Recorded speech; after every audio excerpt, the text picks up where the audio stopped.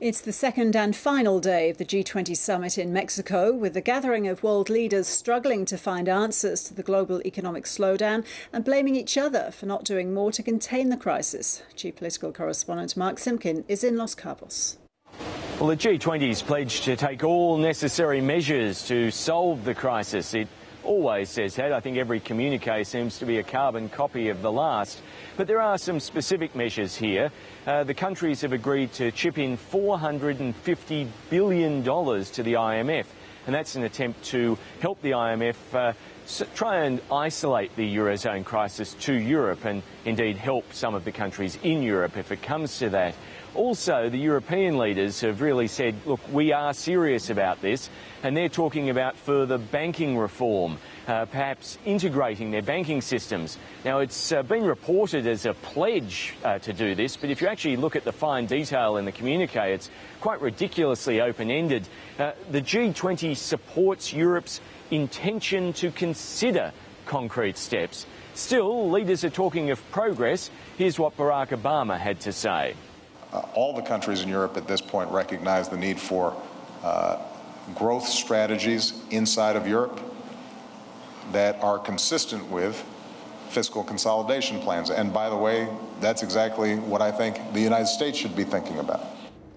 And Mark, how's Julia Gillard come out of the last 2 days? Well, the official communique doesn't make any reference to Julia Gillard's Australian way, but many of the ideas pushed in the communique are ideas that Julia Gillard has been pushing.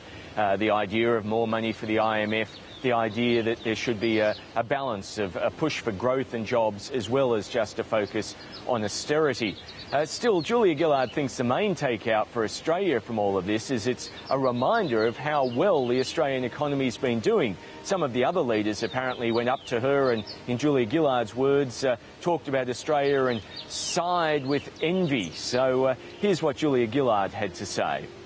There was much discussion here at the G20 about the need for recapitalising banks in Europe, greater banking integration, greater fiscal integration, much focus on discussions about the next steps forward in Europe.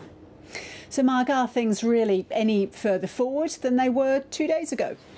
Yes, perhaps baby steps. The extra money for the IMF is a real breakthrough, and some of the pledges are real breakthroughs. The key question, though, of course, is whether the pledges are fulfilled. What actual action comes from all of this talk? And to a large extent, what the G20's done is kick the can down the road a little bit. The EU nations themselves will hold a summit later in the month, and that's obviously now going to be absolutely crucial. But then again, the G20 was going to be absolutely crucial to solving this crisis.